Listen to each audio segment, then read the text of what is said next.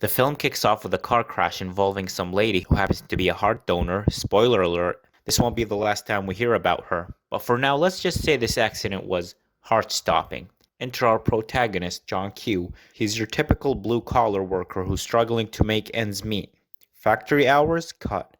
Medical insurance? Barely there. And just when you thought things couldn't get worse, boom, little Michael, John's son, collapses during a baseball game. According to Dr. Turner's diagnosis, an enlarged heart. He's gonna need a transplant. But hey, at least things can't get worse, right? Oh wait, they do. John's insurance won't cover the transplant, and the hospital, bless their cold heart, refuses to perform the surgery without a small fortune up front. Hospital administrator Rebecca Payne tells John and his wife Denise that they're basically on their own. So John goes on a wild goose chase, trying everything from selling his belongings to begging friends and family for money. Spoiler alert again, it doesn't work. The universe seems to be playing a cruel joke on poor John. So what does a desperate father do? Why, take the hospital hostage, of course. He holds as many hostages as he can among doctors and patients. John's newfound career as a hostage taker doesn't go unnoticed. Enter Grimes. He's the seasoned police negotiator tasked with resolving this little misunderstanding. In the midst of the crisis, Grimes contacts John through the security guard's radio, asking him not to hurt anyone. In response, John says he won't harm anyone as long as Grimes persuades Payne to add his son to the organ donor list. Meanwhile, the media catches wind of John's shenanigans and turns the hospital into a circus. Suddenly, everyone's talking about healthcare inequality. Nothing like a hostage situation to get people to care, am I right? While the situation outside grows increasingly tense, John gets to know his hostages a bit better. They're quite a diverse group, actually. A man anxiously anticipating his newborn arrival, a nurse whose kindness knows no bounds, the Mr. Wise guy who always has a smart word to drop, a woman abuser, and others, each with their own unique story. Everyone confronts woman abuser in abusing his injured partner. He denies it, saying it was a car crash. No one believed him. Even Mr. Wise Guy had this to say. Of course, woman abuser was not going to take that level of disrespect. In fact, he was getting ready to throw some hands. He tries to show some proof that he is also injured from the car crash, but that also didn't work. You like to beat on that young lady right there, and everybody here knows it. The police chief steps into the scene, standing beside Grimes. He insists that Grimes find a quick and quiet way to settle the matter at hand. Meanwhile, John questions Turner why his son's illness wasn't spotted earlier, given all the regular doctor's appointment he had. The kind-hearted nurse exposes everything and how corrupt the medical institutions and the doctors are. These guys are liars. The doctors are being paid not to do a full checkup so they can reduce costs. This person is the reason of everything wrong with the world right now. A bunch of goddamn crooks. John reaches out to Grimes over the radio. He negotiates a deal. He'll free some hostages if his son is put on the donor list. Grimes asks for the release of the hostages for exchange for his son's placement on the transplant list. As John considers the offer, he is oblivious to the fact that they have eyes on him. He agrees to let go of some hostages, but imposes a stern condition. Grimes has 1 hour to fulfill his end of the deal. Otherwise, the situation for the remaining hostages will turn ugly. As John declares his intention to set some hostages free, the woman abuser tries to seize the opportunity by launching an attack on him. However, John's strength proves superior and he overpowers the abuser. In a twist of poetic justice, the woman who's been on the receiving end of the abuser's wrath finally gets her chance at retribution, furiously kicking the defeated man for his past transgressions against her. As soon as they reach the outside world, the freed hostages openly commend John for his decency. Meanwhile, the on-scene reporter uncovers the police's live video feed, directing his intern to hack it. Afterwards, Payne tells Grimes that it is not possible to insert John's sons onto the donor list, simply because his father is distressed. In response to this, the police suggest lying to him and say that they added him to the list. Soon after, the police chief is setting a trap for John. Back inside the ER, John starts to win the hostages over his Dad of the Year charm. What can we say? The man got charisma. As the hostages argue among themselves about their current state, they turn to John, asking what his plan is. John admits that he's at a loss for what to do next, banking on some miraculous situation to pull them through.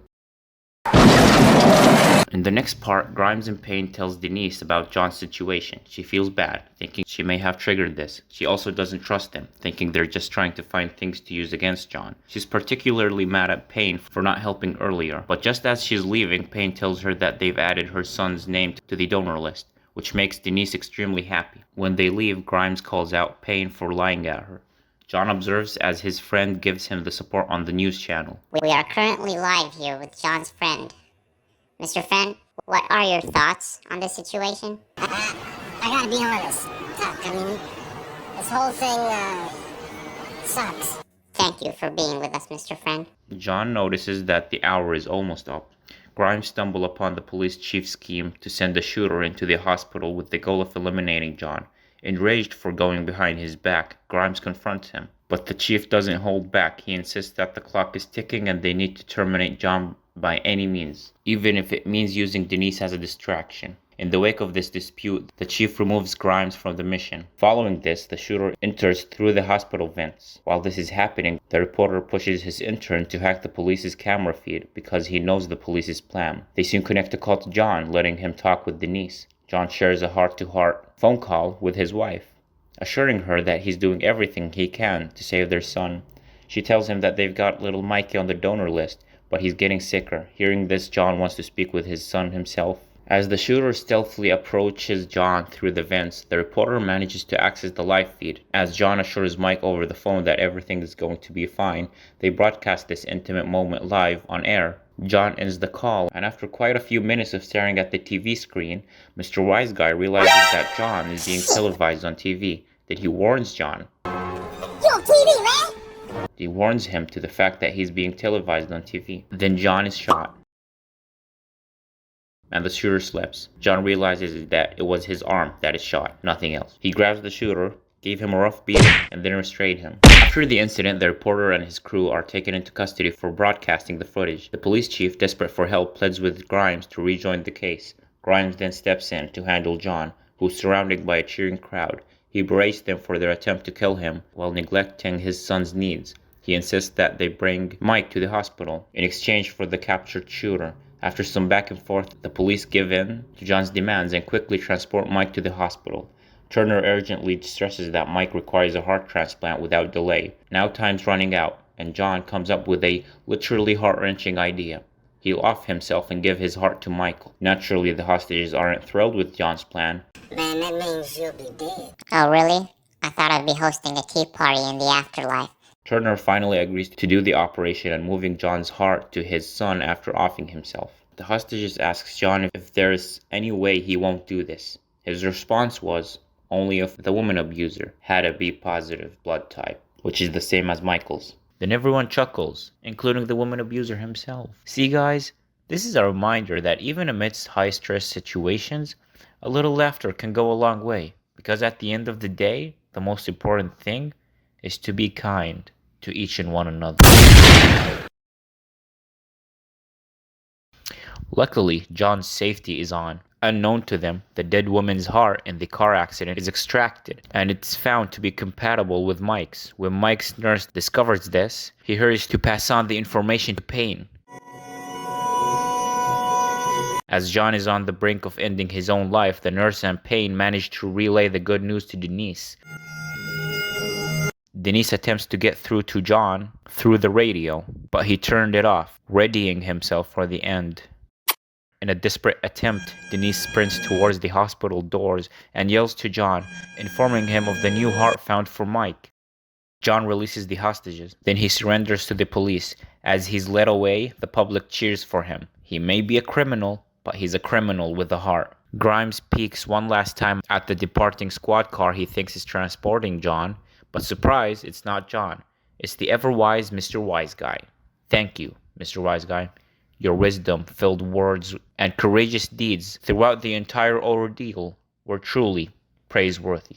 On seeing that switch, a chuckle escaped Grimes' lips. Simultaneously, Mike was wheeled into the surgery room to receive his new heart. His parents were there too. His father, cleverly disguised as a nurse, and his mother anxiously peering through the operation room window.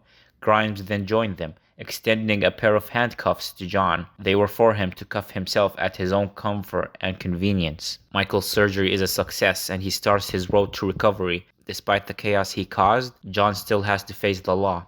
In court, the people he once held hostage even came to back him up. John gets charged for holding people hostage. Still, most folks think he won't be in jail for long. And y'all know we ain't gonna end this without Wise Guy adding his touch at the end.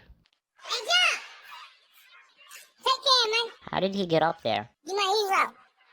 John Q leaves us with plenty to think about, from the sorry state of the healthcare system to the question of how far a parent will go for their child. It's a bittersweet reminder that sometimes love means breaking a few dozen laws.